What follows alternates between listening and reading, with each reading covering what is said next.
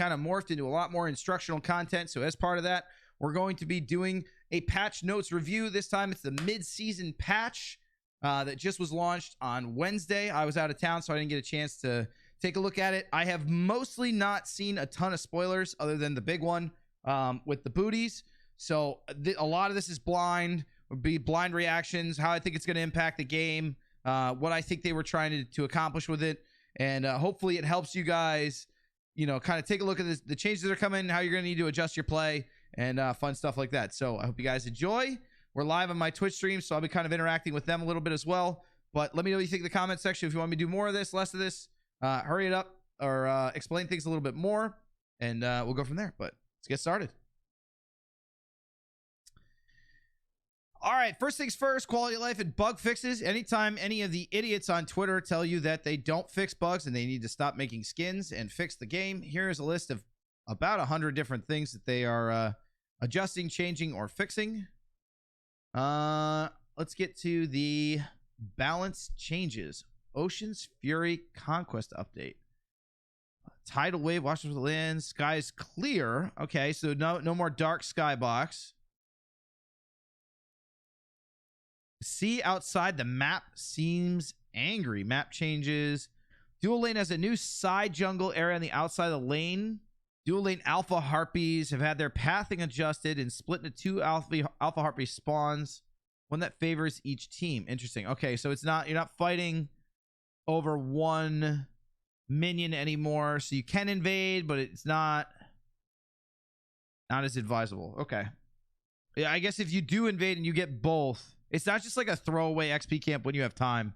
You're going to want to get those on cooldown. That'll be really interesting. Soul Lane has a new XP camp area. Wrecked ship on the environment. Interesting. Back harpy location of the red buff side, but adjusted to make room for a new camp. Map's lighting has been returned to the 8.1 state, so it's going to be a lot more bright. Various sea life puddles and damage are scattered across the map. So visually, they're changing the map. I remember when they launched this map, they said they wanted it to be like living. This is cool that they're doing this. All right, new objective, Draugr. Draugr is a medium tier objective with similar health and strength to the greater scorpions. Okay, so like Forp and Gorp.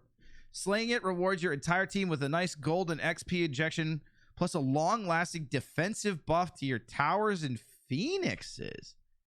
Interesting. So this could be like the anti-fire giant push. Not strong enough to be a direct counter in the enhanced fire giant buff. Teams on the defensive end grab this objective preparing for a phoenix defense. Yeah, so this is really interesting. So when you get fire giant or EFG, you pretty much lay claim to all of the tier 1 and 2 towers, and maybe even a phoenix. And EFG is basically every objective is yours. This is the kind of thing where it's going to force fights off of the phoenixes, and it's going to make it so that, you know, you don't just turtle under the phoenixes when you defend. I mean, I feel like this may stall the game out a little bit longer, which is probably their intent, but it's kind of a risky play to go for it. I mean, I could see teams that are really far behind getting baited into this objective. Did they say where this is going to be? The new dual lane jungle side jungle area. Oh, so it's going to be like way on the outside of the map. That's interesting. Yeah, you'd be heavily trapped there. Base health, a little bit of prots, scaling. Ooh, big time physical protection per minute. I guess it really doesn't have that many prots. You could chunk the shit out of this with stone cutting. All right, new jungle buff. This is the one that Apricity was mentioning earlier. Supports are getting their own buff. This aptly named jungle buff allows supports to provide a direct benefit to their lane partners while they share farm. Later in the game, being able to send the lifetime of your allies' jungle buffs during Fire Giant stand-up comes a decisive advantage. As a bonus, this buff also gives supports that normally build tanky a nice boost to their sustainability. You don't have to worry about ever picking up the red buff. While wearing this, jungle buffs and allies' gods will not expire. This effect does not apply to other support buffs. 50 max health and mana. That's a shitload early. Plus additional 30 for every 50 total protections on the wearer. God damn. That could be a lot. Enhance gives you 10 HP 5 and MP 5. It's not really that big of a deal. A Draugr minion holds this buff on the red camp side just outside of bases.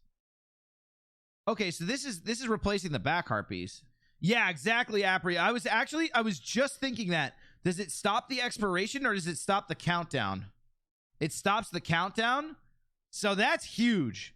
That's massive. It's going to encourage grouping up too. That's pretty cool. Balance adjustments. Adjustments to the map where needed to counteract the removal of boots and different several new jungle objectives. Fire Giant, Furies, and Oracles that their base stats increase. Yeah, people are going to be able to get pen and power way earlier in the game when them removing boots. Spoiler alert, they're removing boots. So you have to start their base stats a little bit higher so that you can't just one-shot all the objectives. Small buffs to the Scorpion. New major changes to the map. We keep a close eye on balance. Make sure that's, yeah, they're gonna the first 2 weeks after this drops are gonna be an absolute shit show. Lifesteal bonus. This is good. This actually makes enhanced damage buff worth picking up. Baby, daddy's here. Hayden, thank you for the tier 1 sub, man. Welcome to the squad. Speed buff, movement speed bonus goes up. That's gonna be good. Maximum mana, this means nothing at that point in the game. It means nothing. Max health goes up, physical protections go up. Yeah, these are all just slight adjustments because you're gonna get just a little bit more power and pen earlier if you're not building boots. Ooh, increase the healing effect. That's probably because you're also gonna get health a lot earlier. The lane scorpions, you're gonna get health a lot earlier on supports, and so ticking at 10 per tick is like, it means nothing when you have a shitload of health. So they increase it by 20%. Jousted Duel, nobody cares about. Arena is interesting. I like this adjustment. Lowest XP members of each team will now receive bonus gold. So they're still useful. I think this is, honestly, these changes to Pricity, I think are going to keep supports out of the mid lane and the junglers in the jungle. I think you're going to be alone a lot more in lane. All right, next up are the relics. Meditation Cloak rework. Meditation and Neath. Name a more iconic duo. Meditation is struggling to take a serious relic. We're changing it from a single burst health to many pulses of healing that restore based on missing resources. That means if its healing can be much higher and gives it a clear goal to shoot for to maximize its effect. So when you're super out of mana or super out of health, it's going to give you more. Oh, wow. Enter a meditative state where nearby allied gods within 50 units restore 8 plus 5% of their missing health and mana each tick. So you can do a 20% heal on your... God, that is super OP. This is like a good, like, out-of-combat healing thing. Like, retreat, meditate up, and then go back in. Withdraw from the Phoenix. Pop 2 of these. Bang, bang. Upgrade, meditate state, 58.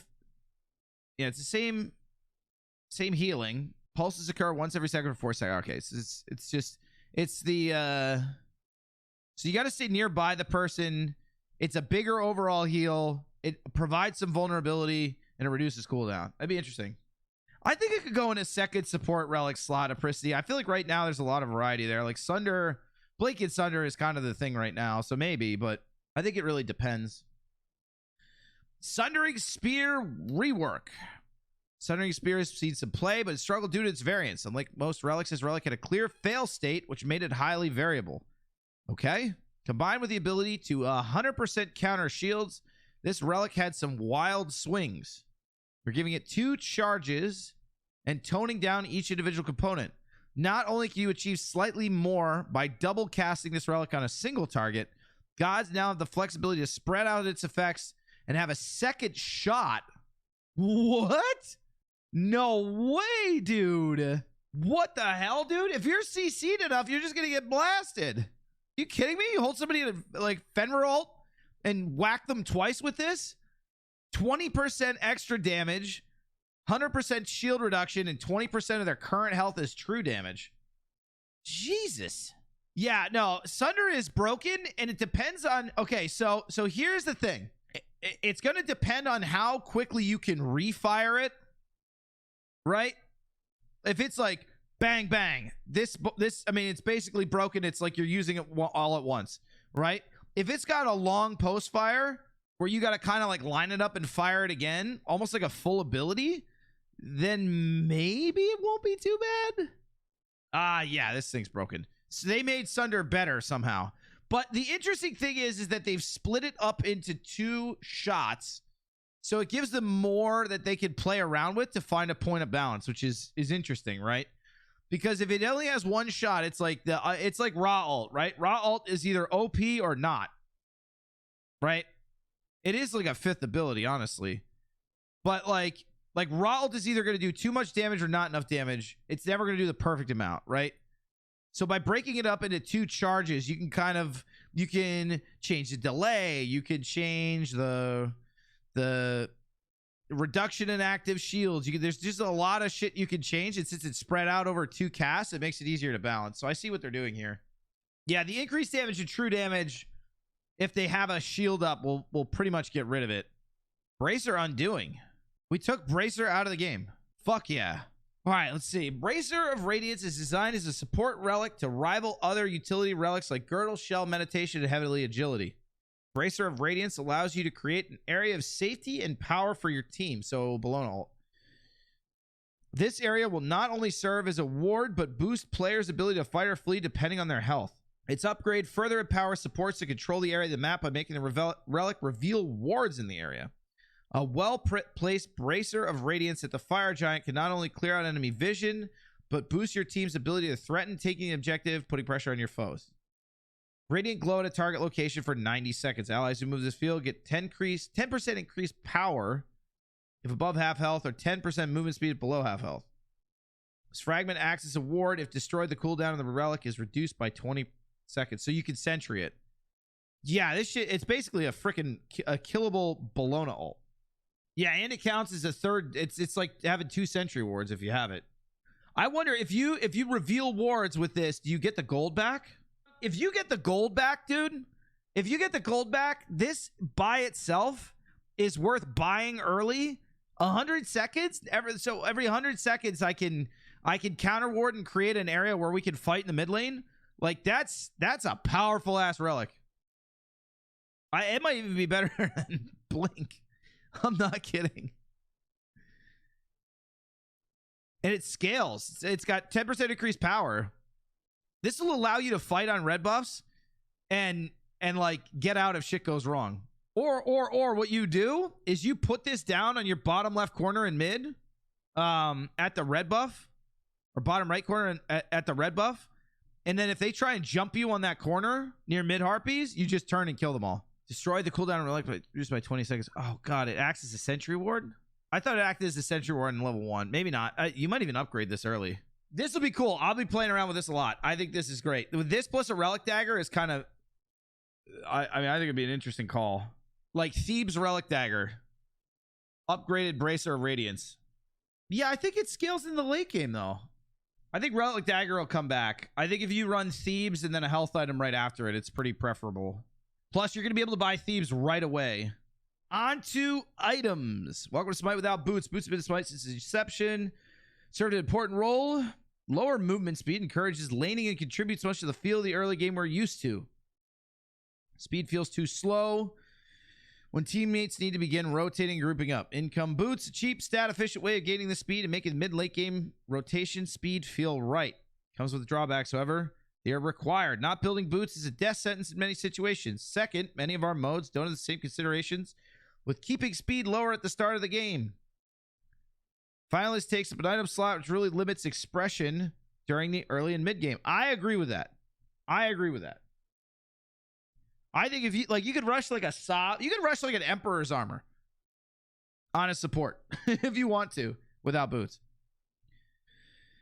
18% movement speed over the first 7 levels. This pacing made it feel most consistent. Yeah, pretty much everybody's going to get their boots by level 7. Except maybe ADCs who are going to rush like Devos or something. Yeah, I mean, all right. So the first thing that comes to mind is, what about the supports who are going to be behind relative to everybody else? And honestly, if you're getting 18% movement speed over 7 levels, right? So it's like 3% a level. Like, nobody's going to run you down because they have 6% more movement speed, especially if you got a half-stacked Thebes, right? Like, if anything, this, like, if you've got tier 2 Thebes, nobody's running your ass down. And nobody's killing you. Just because they have an extra 6% movement speed or whatever on you. Yeah, so I expected a lot of these item changes, right? Like, so things like Enchanted Spear, which is 1,400 gold. You could buy this at level 1 and get 10 flat pen instantly and a whole shitload of magical power. Or sorry, and I guess not really a shitload of magical power. It's 30. But so they're going to increase the power, reduce the pen, right? So you're not just cutting down supports at level 1 with this item. Mace, decrease physical penetration. Yeah, physical penetration coming off all the tier 2 items that are right in that 1400 to 1500 range. All the total cost should be unchanged for all the mace trees. Ichabal, Mystic Mail, and Winged Blade fell into similar boat as Enchanted Spear and Heavy Mace. These items made you very difficult to fight, but came at the cost of not rushing boots at the early game. This is limited to how useful these items could be. With that limitation, we felt we needed to shift their strength around to ensure that they become the only viable option for other soldiers and supports. Yeah, so you would, without boots, for 2,400 gold, you would rush a Death Soul and then get Ichabal, and then you'd have like 70 power when it's stacked, and you reduce the enemy team's attack speed by 30%. Like, you'll just absolutely wreck everyone with this. And the early game hunters would be like basically completely oppressive with this. So this makes sense. Same with Mystic Mail. Like, you would just, I would imagine a world where you just rush this in the solo lane. I think you'll still see this rushed a lot in the solo lane, if I'm being honest with you, without boots, because it's physical protections, which most enemies in the solo lane are going to be physical damage dealers. It's a hell of a lot of health. It's really not that expensive. It does magic damage. So if I build like if you have a Mystic Mail and I build a breastplate, right, I'm still going to take a whole buttload of damage from you. I still think this is going to get picked up. They're just reducing the passive, so it's not as oppressive. Winged Blade. This will be I think it'll still be a good like early game item. You may even sell this late, right? Because it's not really going to be that effective in a team fight.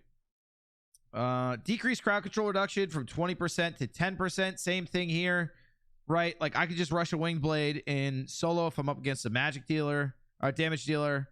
I think they're removing a lot of just general CCR options out there to make CC still feel impactful.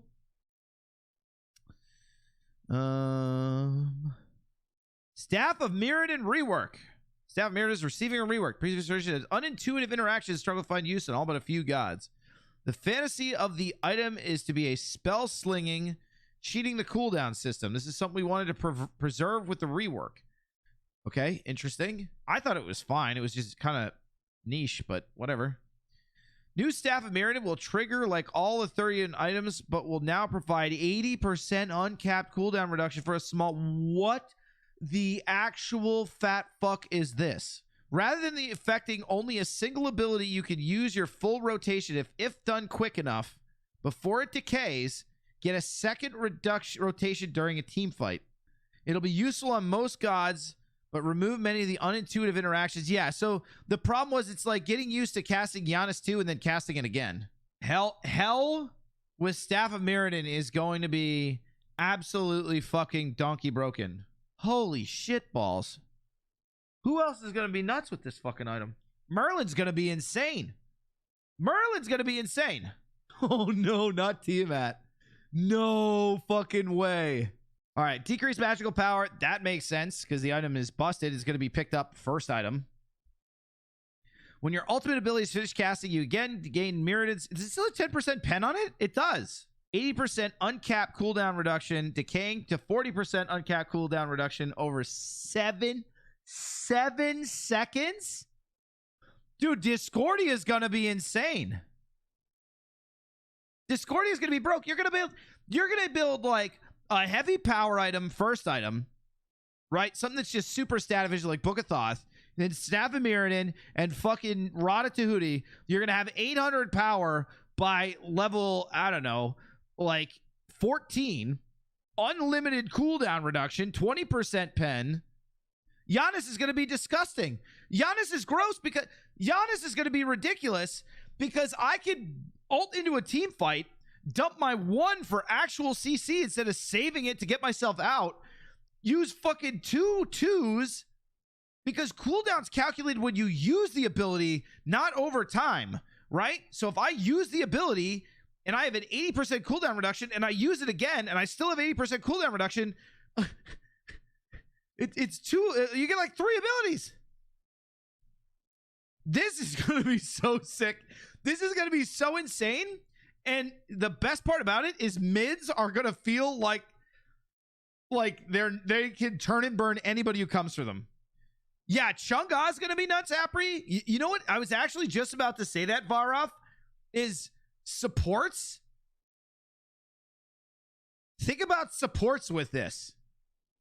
Think about throwing this on Jing Chen. Think about how many Geb knockups you could get with this. And how much they would hurt. This item is absolutely fucking broken. But this is like, there's broken shit, and then there's broken shit that's going to be a lot of fun. Like, this is going to make mid fun again. Like, you'll suffer through just getting your dick kicked in for 45 minutes in the mid lane by T1 tower dives by the entire enemy team, because you're like, it's okay. In 5 minutes, I'm going to get my Staff of Mirrodin, and the game's going to be fun again. All right, War Flag. Back to the good stuff. War Flag rework. War Flag struggles to see play in Conquest, lacking the economic reward needed for supports. Yeah, no shit. Put some gold gain on it. So basically the idea behind this was, if you play super aggressively, you'll get all the gold and shit that you need because you're getting kills, right? Now when you obtain enough stats, so War Flag, blah, blah, blah, blah, blah. New passive. Getting an assist when an enemy dies provides a stack that gives 1% movement speed, 2% attack speed for 8 seconds, dealt by allies for 10 stacks.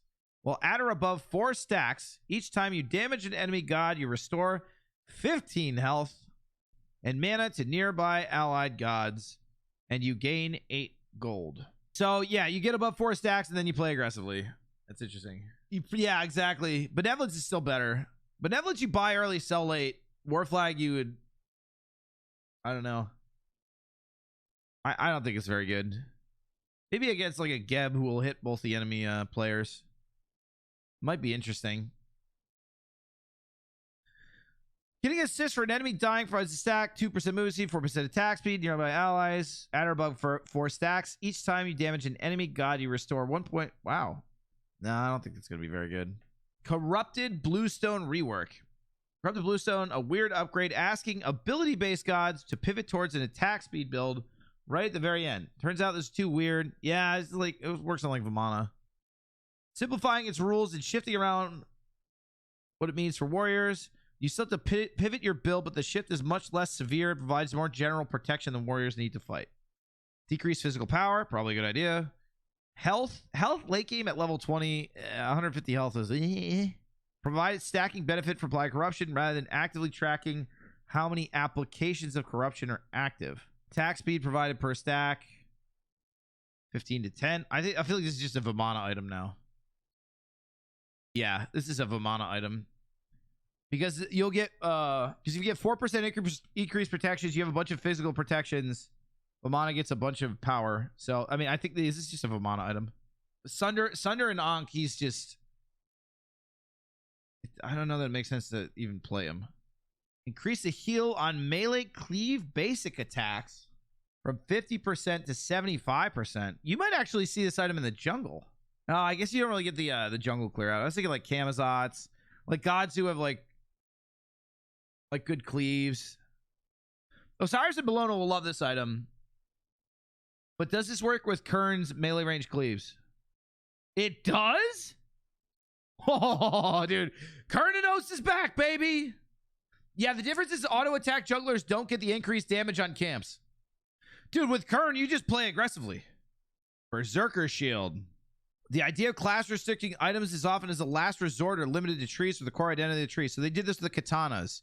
In most cases, to be able to balance and tune bruiser items to work, Berserker Shield just offered the right stats that had to be tuned down. Yeah, basically, this item's way too good at hunters when it's good, and when it's not good on hunters, it's shit, and they'll never get picked up, and it forces an entire class out. Yep. Assassins and warriors, attack speed boost, and more physical protections, but it's restricted. It's like the katanas. Shoguns Kusari. Shoguns is an interesting change. I'm gonna be honest, I had no idea Shoguns had crowd control on it. I thought it had cooldown reduction. I didn't know it had CCR. I didn't think it had CCR. I thought that was Oni. 150 health. I mean, yeah, basically what they're saying is this is an alternative to Talisman. Increase attack speed, or this will probably get picked up more than Talisman now. I think they're just reducing crowd control reduction in general because it's too easy for like soul laners to just fucking walk at carries. They did it on Wingblade and they did it on Shoguns. Serrated Edge, increased physical power 25 to 35. Yeah, Serrated always felt weird because it's a 20% power item or 20% pen item, which usually you get later in the game, right? I need pen. I need it now. It's like Titan's Bane. I'm not going to buy that early. The percent pen doesn't really matter. But it also has this weird passive where it increases your basic attack damage, which is more useful in the early game, right? It is like relatively a more... It's a bigger jump. Like if I auto attack for 100 and this improves my auto attack damage by 50, it's a 50% increase on my auto attack damage, right? Or my power, you know, my scaling, whatever, right? So it's Serrated was always in this weird spot where like it's good early, but also kind of good late, but not really because it's got 25 or 30. It has 25 power on it. So if you're building the katana tree on auto attack gods like Kali or you just get an executioner, right? You're just going to do more damage overall. And it was cheaper for you. You're missing out on some movement speed, but I think this is going to be a big change. Woo, baby. They are buffing the fucking shit out of this item. Mannequins is not delivered. Yeah, you really only build this on like Thanatos and I don't know. Damage over time not only reaches maximum strength more quickly, but it now scales with your power. What the fuck?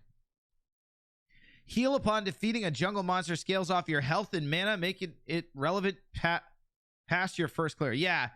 So the issue is that like the mana for this, the health and mana that you get back for this, because it was a flat amount, right? And it didn't have any scaling. This is scaling here. Because it was a flat amount, it didn't have any scaling. Basically, like it's really good at the hyper early parts of your game, right? And it doesn't mean shit later, right? Like like if I'm gonna get a 15 flat heal when I've got 1,000 health, like gee thanks, right? But now because it gives you a percentage of your max health, this is scaling, so it means no matter what happens, it's gonna give you the same amount, which is a percentage of a larger number, right? In the early game, if you have 100 health, it's gonna give you 3 health. In the late game, you have 1,000 health, it's gonna give you 30, right? Mannequin magical ADCs are interesting. I think it's jungle monsters though. I think, yeah, I mean, if you don't rely on the heal at all, I think it's good for low clear magical ADCs. I think you could use this for like Artemis if you really wanted to.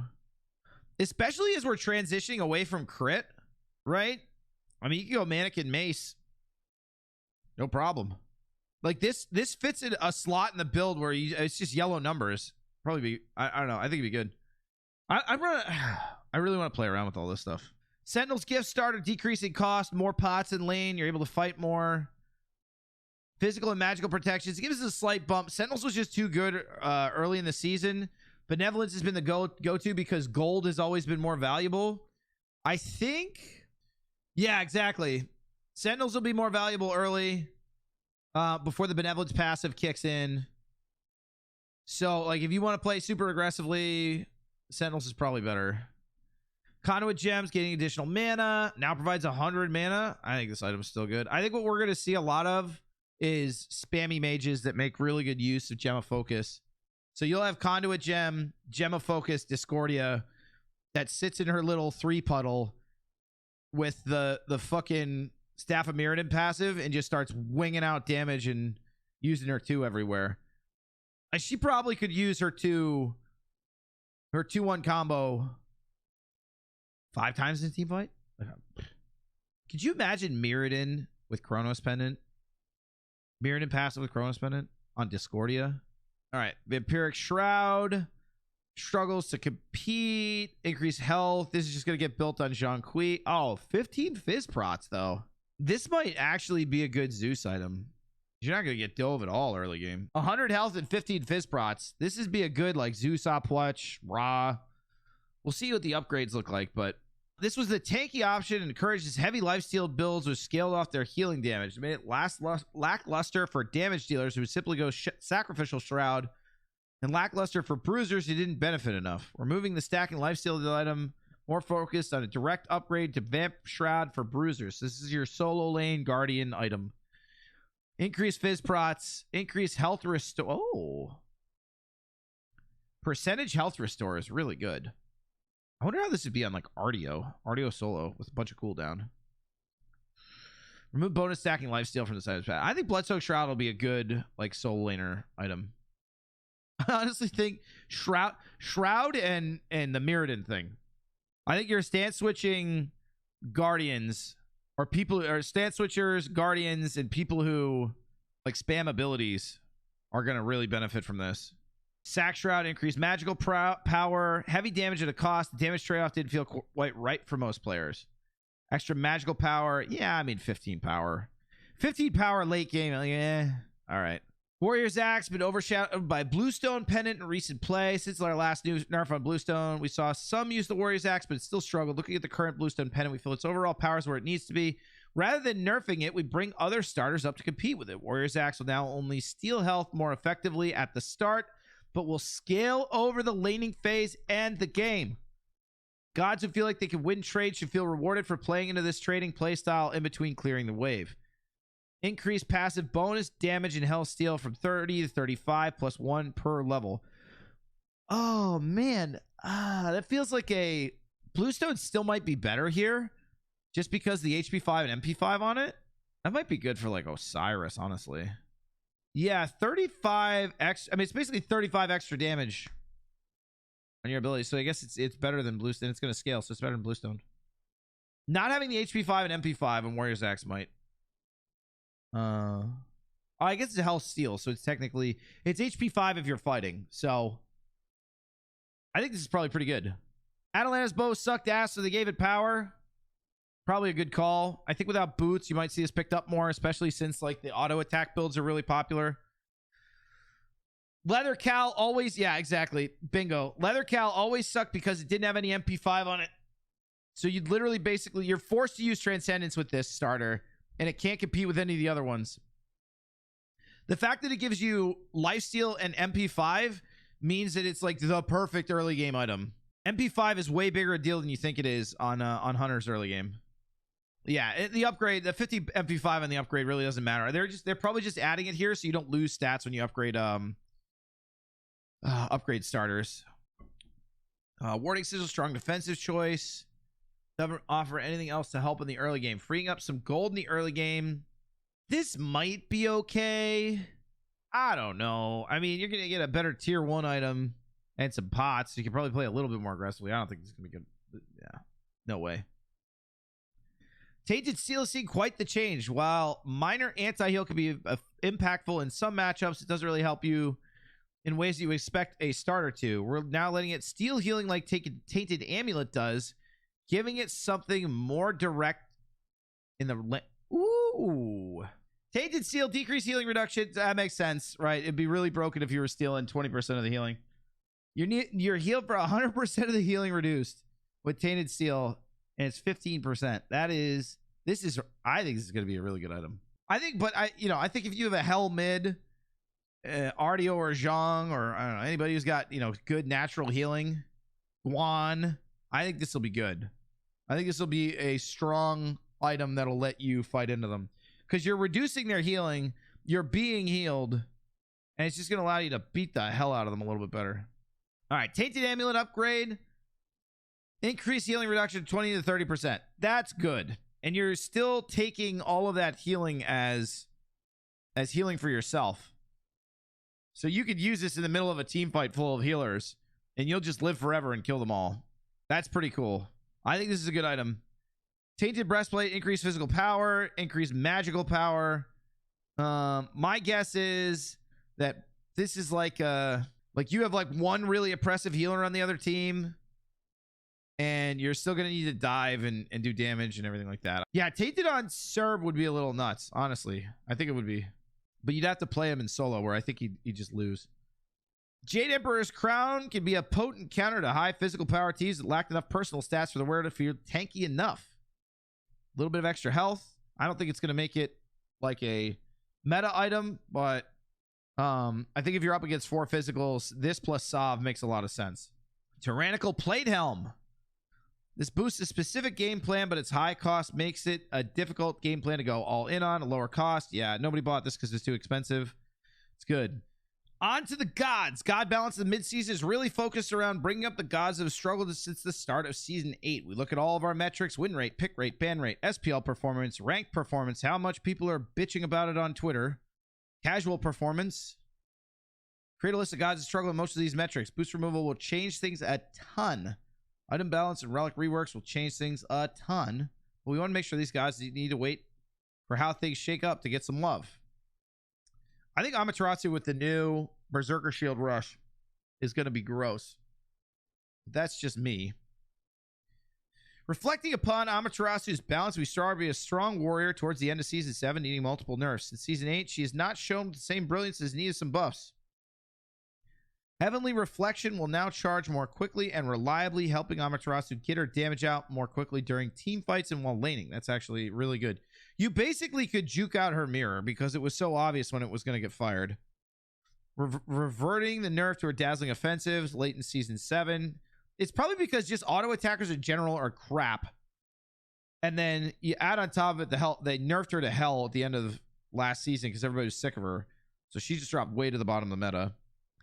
Increase the charge rate from taking damage 4 to 4.5. This means nothing. Amaterasu will gain charge on Heavenly Reflection more quickly for taking damage and for each enemy that she hits. Yeah, so basically, I don't think this really changes anything because all you do is you trigger your 2, you dash the wave, and you full clear. It full charges. Increase the base damage to Dazzling Offensive. This is a good change. She's going to feel impactful with Dazzling Offensive, not just use it for CC. Artemis often feels like the hunted rather than the huntress. We want to improve her tools and put her on the offensive so she can feel safer putting on the pressure. God, I can't talk today. Transgressor's Fate can be a really solid follow-up to CC or emergency safety. Now will be available more often, and a boost to its damage can let her turn on foes who get caught. Vengeful Assault will also give some extra speed to flee or follow, and getting a cooldown to lower her downtime. Getting a cooldown reduction and lower her downtime. Okay, that's interesting. So Transgressor's Fate is the trap. Vengeful Assaults are 2. She's going to be faster using the 2, and she can use it more often as she ranks it up. This is the second thing that you rank up on Artemis after your 3. So she's going to be speedy and hard to catch at level 9 or 12. If you combine this with like the trans build was going to give you another 10% cooldown. This is actually going to be a pretty good. I think she's, wow, she might actually be good. I don't think she's meta necessarily. It depends on how late the games go. Because she's still going to get invaded, and you're going to fight the shit out of her on all the neutral farm that's over in the dual lane. So she needs somebody who's like super aggressive that she can fight with. That's going to do all the damage that she can't. All right, Baba Yaga. More buffs for Baba Yaga. I don't know why. The god's fun, but she's a meme. The lack of predictability and the fact that you can just get fucked by what comes next is just bad.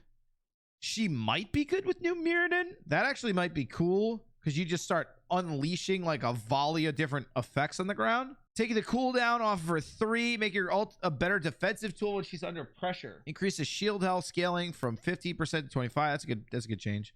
Increase the knockback strength. So when people are on top of her, they're going to get blown away. They're not going to get knocked like up into the air. I like this change. I don't think this is the problem with Baba.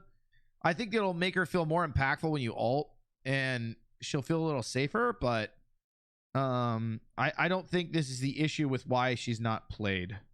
Yeah, it should be on the end of her ult. Apricity would be what I would imagine. I would hope so. Who wouldn't invite Baron to the mid-season party? I thought Baron was good. I still think he's decent. He's getting a boost to his utility rather than raw damage. Hysteria from basic attacks is getting a substantial boost with double hit from Vivid Gaze, and now automatically applied debuff, even if the target is at 0 Hysteria. So if you hit your 1, they are going to be very Hysteria'd, and you can give them the suck. Consigned Spirits also see a good cooldown reduction. Changes will help mid Baron in getting some extra safety and more frequent wave clear, while support Baron has more freedom to play with applying Hysteria for maximum effect. I think he's going to be better in the solo lane, honestly. Decreased cooldown on Consigned Spirits is going to make him really shitty to deal with in solo. Because you're going to have, 20% cooldown reduction, basically instantly. And you can just wing out heals over and over and over again because the flat heal on this is still pretty substantial. Daji. This god is buns. Hasn't clawed her way in the meta. Talk about her being stronger with Shell. Didn't play out. 1000 cuts to primary clear ability, but it's a long cooldown. This ability is only good until like level 6. Like you only rank it, or what is it, 6? 7? You only rank it to rank 3, 2 or 3, and then you rank the 1 and the 3 because they're instant burst damage. It's too easy to get interrupted with this, and it's too easy to predict the damage. I mean, this is like your last resort ultimate chase tool when you're ganking. I mean, I guess it does give her better clear speed, but I'm trying to think of when you rush cooldown on her anyway, so this was never really going to be a problem. It's like a pre-Jotun's problem. Decrease the cooldown, that might help. It might help. I guess overall cooldown's going to be more effective if 11 seconds is the base on it. But honestly, like, you're almost never using this ability, unless it's to absolutely clean up. If we talk about why Hachi needed a buff, I mean, I don't think he needed a buff at all. He's like Jingwei, right? Where when you buff him, they become annoying, and he's just way too safe. So he's just gonna farm for the late game. And when you buff him like this, you can't. I don't know. I like you're taking a safe character and making him really good at not playing safe. Eagle Eye will for 4 shots consistently. Extra trading power in the early game. Dude, people just straight up don't even level this fucking ability. They level his 2 and his 3 because it's burst damage. Like, the trading ability is great and all, but like, you know, if you want to play safe and hit the front of the wave, but like, I don't know. I don't see this as being that impactful. It's too hard to hit the shots at that range. I don't think this is good. The only thing this is going to make him is even safer, right? Because he's going to be able to hit those front minion waves from way back. So if you're trying to force him off of the wave, it's just not going to work. Decrease cooldown. You'll have it up more often. God, you'll basically have it up. This will be good to like keep your passive active, like, honestly. And they lowered the mana cost and cooldown, so you basically can use it constantly, and you're going to get 4 shots.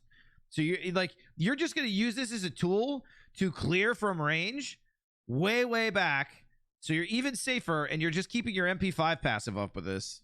That is a stupid change. Increase physical power scaling, so he's going to full clear with this. Increase attack speed from 15 to 20% at max rank. Like does anybody know if this is the aura attack speed, or is this the attack speed that he gains? If it's the aura, it's good. If it's his attack speed change that he gets for just throwing the banner down, whatever. I mean, I guess you're ranking it up pretty heavily early, so it's probably pretty decent. 5% attack speed. Yeah, I think he's just gonna, his clear is gonna be good, and he's either gonna get free poke, or he's just unbelievably safe in all things. Yeah, because he gets a buff no matter where he throws this down, and then he gets extra attack speed if he stands in it. All right, on to Hades, and we're almost to Apricides Bay. Hades wants to get into the thick of the fight, devour souls, and pull enemies in with Pillar of Agony. Our goals here are to reward Hades for doing just that.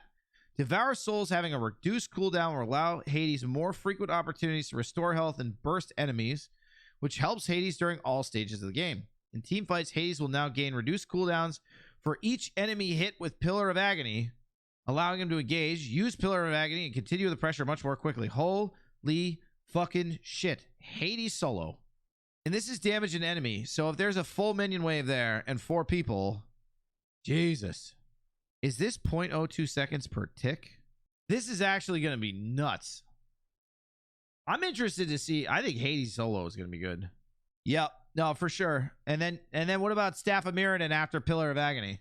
Because Devour Souls is now on, you get Devour Souls every 2 seconds. There's going to be so much damage in Smite. Like, why build defense? Why build defense right now? Hades with 3 lifesteal items, a fucking Staff of Mirrodin, has a 2-second Devour Souls plus Pillar of Agony. This guy's gonna be nuts. Why even bother with the defense items? All right, Hebo. Hebo's known for his burst, but he's struggling to make a splash. Find the right point for his early game strength compared to his late game burst is fine line. Currently on the weak side. A boost to water cannons early game. Hebo's gonna be a jungler with Mirrodin. Hebo's gonna be a real good jungler with Mirrodin. Mid-season came with a large change to healers overall. Since then, or I guess it means season 8. Since then, things have settled down and hell has felt underwhelming for some time. Tell me about it. We want to increase her ability to trade and burst her opponents rather than boost her sustain as a way to bring her back. Yes, okay, so this is a good change. Healers either do too much damage and too much healing, or not enough damage and not enough healing, right? It's just how it works. So a character with healing that has mediocre out of combat healing, and I guess it's really like you got to be good at hitting your shit to make her effective in combat, right? You just give them more power so you can play them like mages, right? Because the problem with gods that are really just lean heavily on healing is that you anti-heal them and then they feel like they do nothing, which sucks ass. Like, that's not fun to play. So increase magical power scaling from 50 to 60%. Decrease mana cost. That's a huge fucking change. Holy shit. Wait, so hold the fucking phone. Her dark stance is getting 15% scaling between her 1 and 2, which is a lot when you have 900 power. And the one thing that makes hell obnoxious or able to be dealt with is the fact that she has really high mana costs. So if she spams at you, she's just going to run out of mana. And you're reducing the absolute fuck out of those early game mana costs. Oh, she's going to be nuts. She's still late game focused because she's got good power scaling. But the decreased mana cost is just going to mean you can't obliterate her early. Although if you build like a book or Mirrodin or something like that, like you're getting a lot of damage. All right, Argus is getting a tune-up for mid-season. Argus is high impact when he first lands in a fight. Later stages of the game, his output for how quickly he could die feels mismatched. Yeah, he doesn't do anything in the game. Rather than boosting his tankiness, we want his attacks to feel more impactful. Adding additional Royal Assault's fist damage is getting a solid base damage bump, helping Hell clear and burst enemies down with a strong combo. Okay. Increases scaling on Argus' first hit from 30 to 35%. So it's basically a 15% uplift if he's able to attack 3 times. Increase fist damage from 80 scaling to 280 to 80 scaling to 300. I think this is decent. I think she'll be able to... So she'll be rewarded for stepping up the wave and blasting the whole wave together to clear. So she'll still have to play aggressively on the wave for this to really matter. Because you're going to level this first, right? So you're going to get that 300 base damage pretty quickly. The cycle continues with another Yorm change. Yorm has struggled to find a spot sporting his allies and being a bruiser for his team. His breath is now more corrosive, getting a nice burst in base damage, while Submerge is getting a solid boost to its movement speed, letting him chase down his enemies. Yeah, he could never gap close with his 3. So this is a good change. Basic attack damage coming up is going to be good for his clear. 25% to 35%. This is a big change. That is huge. You can get out. You can get out of stuff, or you can at least close the distance between, like when you go underground and you're trying to get away. This will allow him to get away out of fights after he dives in pretty good too. Goddess of Destruction lives up to her name in the late game. She struggles to get there at the start. High mana cost combined with limited gank burst damage make it hard for her to compete against other junglers. Alleviating but not removing some of these early limitations to help her reach the later stages of the game. I think Kali's going to be good with the new mannequin. Increasing base mana from 205 to 225. Sure. Decreasing mana cost from... That's her 1? That doesn't mean anything. You almost never use her 1 early game. It's strictly as an escape. Increasing blade damage. So that's the initial... It's not the tick damage. Total increased damage is like 6 scaling to 6 scaling to 30. Yeah, I mean, you're gonna level this first, so it'll be more impactful. This will feel good while you get your boost and your attack speed online and you're proccing the like mannequin's serrated. Yeah, I don't know if I'd still build it early though, Apri, because mannequin with katana you rush like ninja and katana, you proc the mannequin passive really quickly. The decreased mana cost on incense is big. The blade damage seems like it's only a little bit, but it should be. If you hit all of them, it's substantial. But not if you like clip the wave or you can clear archers with this or whatever. But I think it should still be good. Yeah, you'll rush hasten on her with mannequin. You want earlier cooldown, I think, with new mannequin because it's or sorry, cooldown. You want attack speed with new mannequin because you want to get the mannequin passive stacked up as quick as you can. We don't know what ninja. Yeah. Mulan buffs? Oh fuck yeah, let's go. I love this guy. I think this god's good in the jungle. Nobody plays her. Mulan wants to master arsenal, overpower opponents in the late game. She doesn't quite get to that point. Improving her base health as a start, but extra sailing on cross strike. Extra prots and the mastery and base hit of the grapple will round that out late game and let her brawl with the rest of the gods. It's a good change. Increase base health from 480 to 490. I mean, she's going to be able to brawl. I think this makes her a better jungler. Honestly, it's all. Physical power scaling per hit. So if you build power on her, she's going to do more. She's going to be like a really bruisey, brawlery type. I don't think she outclasses other gods in the soul lane, but I think this is just going to make her a stronger jungler. 5% protections, addition of movement speed when mastered. Grapple protections from... Yeah, so if you hit a grapple in the mid lane, like, you're going to be unkillable. Mulan's going to be good. Mulan will be a good jungler. Warrior junglers are always good. Ode's been an interesting spot since his rework. He released quite strong, seeing a slew of nerfs over time. It became clear that when nerfs went too far, no shit. Some of the ones him the hardest was his main ability cooldowns and Gungnir's Might's overall damage. We're reverting some of these to find a solid middle ground for the god. Yeah, basically, if you land on somebody's head and you build full damage, they explode. Decrease cooldown of Lunge and Raven Shout, so you could use his Bird Bomb more often. Makes him really slippery late game, especially in the soul lane where he's going to have 40% cooldown.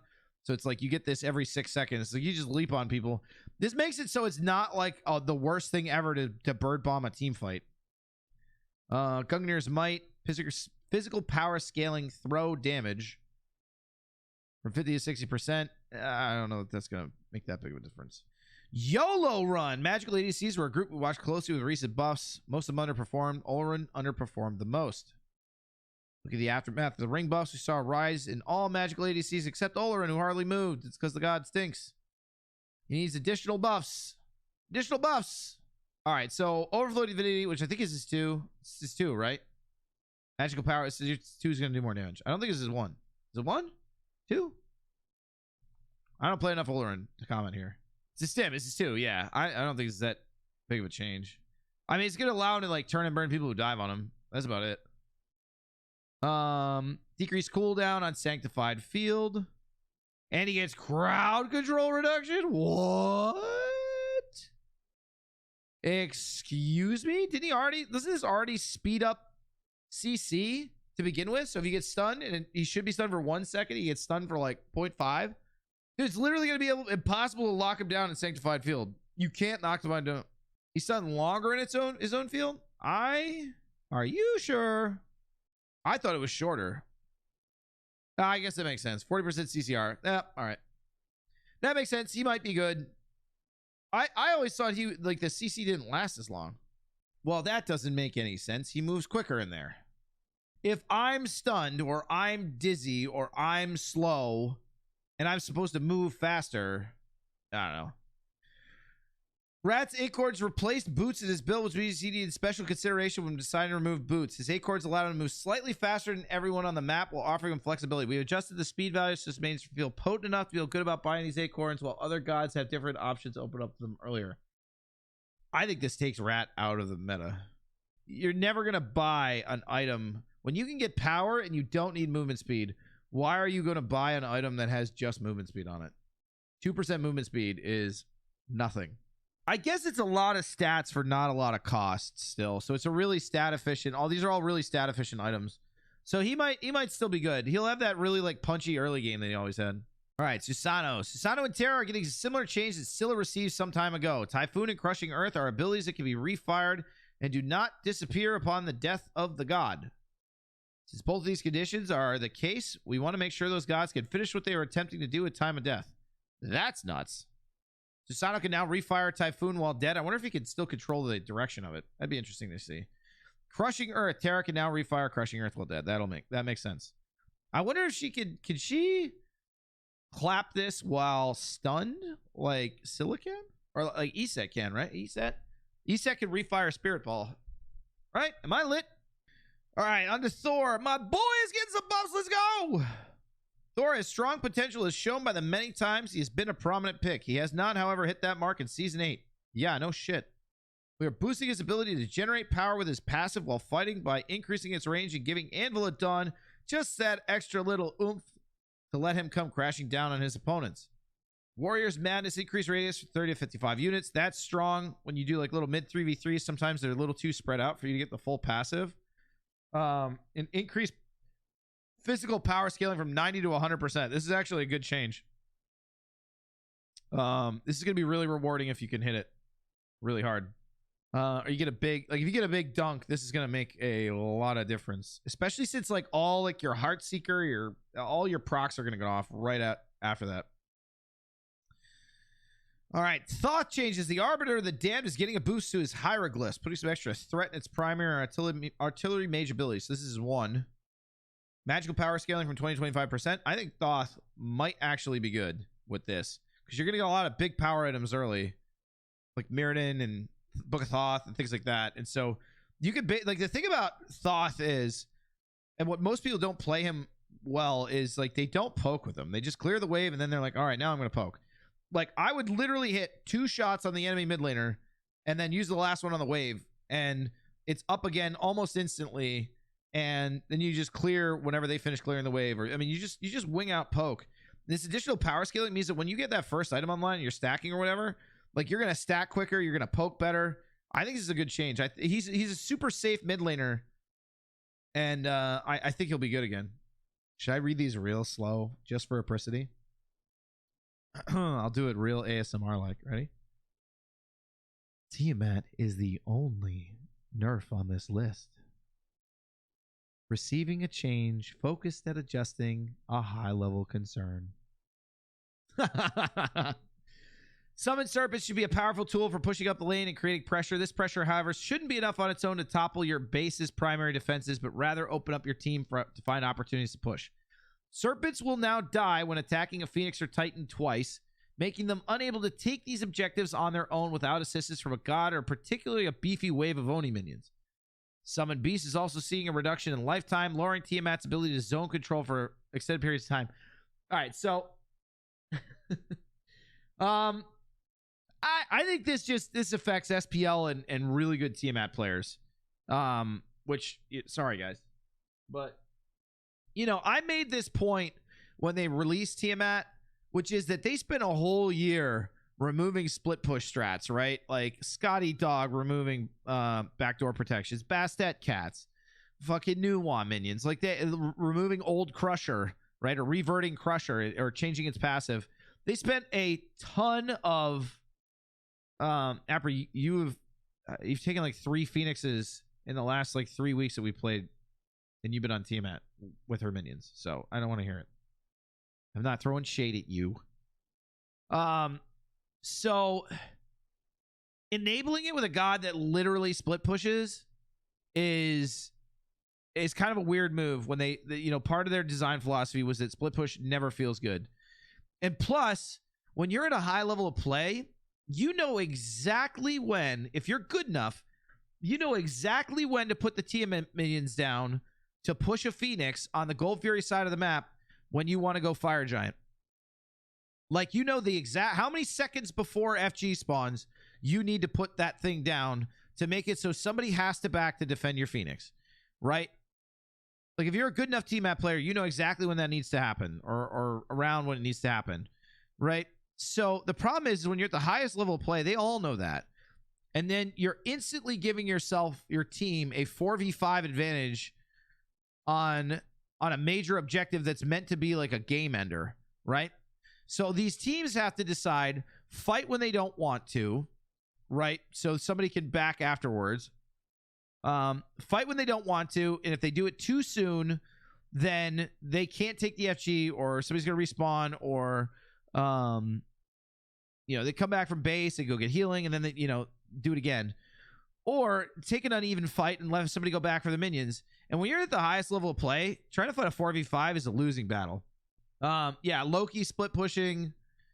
The Bull lifetime, I kind of get, right? Like, he zones really hard. 15 seconds is still the length of every fucking team fight ever, right? So you can still use him just as effectively, you know, when you're chasing, when you're doing all that shit. It's just not going to follow you from the mid lane all the way to the back cams. Keep beating your ass, giving the other team vision, right? And all that shit. I remember I fought in the mid lane. I ran back to my speed buff. This thing's still chasing me. 30 seconds is a lifetime. No ability lasts 30 seconds. I think those are good changes. I think she's still going to be at the top of the meta.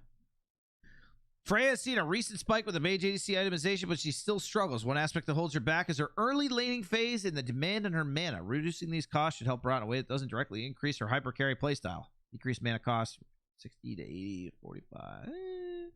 Does Mannequin proc on all the pulse procs? No, right? Yeah, I think 30 seconds is probably too long. So decrease the mana cost. I don't think Freya's going to be... I think she'll be viable, but she won't be OP. I think mana cost changes are always easy ways to nudge gods. So this is a pretty good one. And now we're on to Knox. All right, minions beware. Nox's unique playstyle focus on locking her down her opponents, winding up big burst windows, and disrupting enemies' plans. These work great in non-conquest modes where she sees significant success, but conquest is a different story. This was helped when you added damage on Shadow Lock, augmenting her clear, but we were overly cautious with the numbers we chose. A boost to this should further round her off for conquest. I think this god's going to be stupid. I think this god's going to be absolutely stupid. Increase minion damage. So between level 6 and 12, she's going to get this damage. So her ultra early clear doesn't change much. Her like late, early mid clear.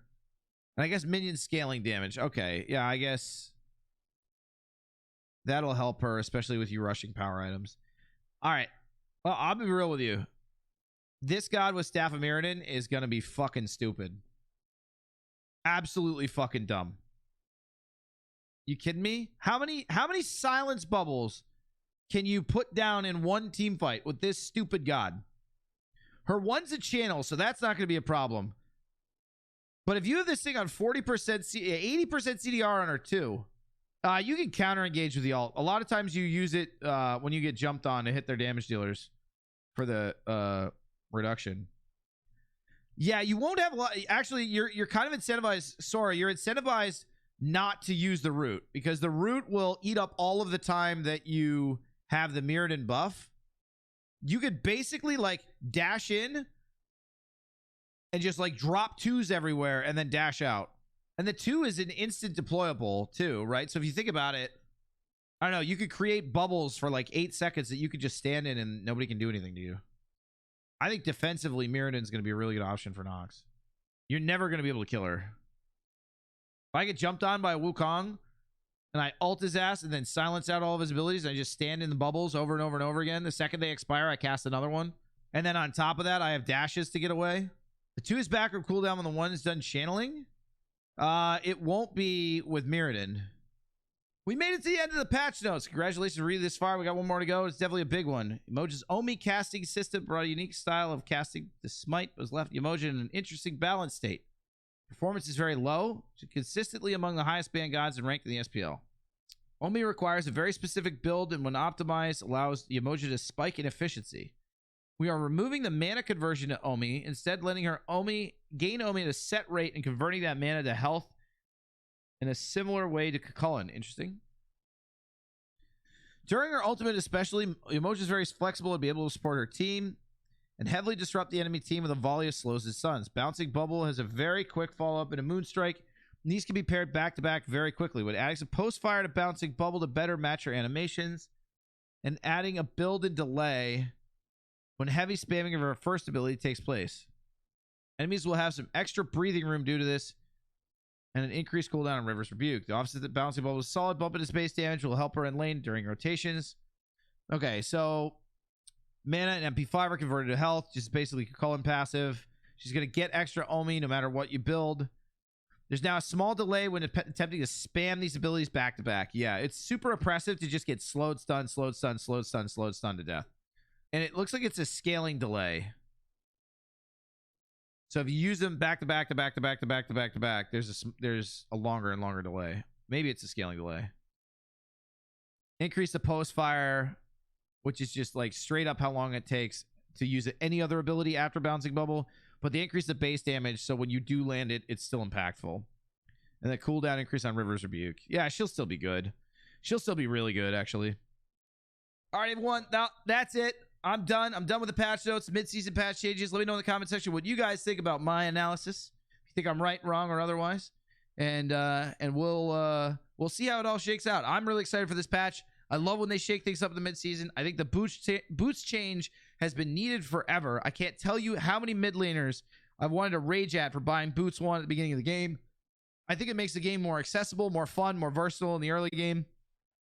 And we'll see how it all plays out. So hopefully you guys enjoyed the video. Let me know in the comment section what you think. I'll see you on the next one.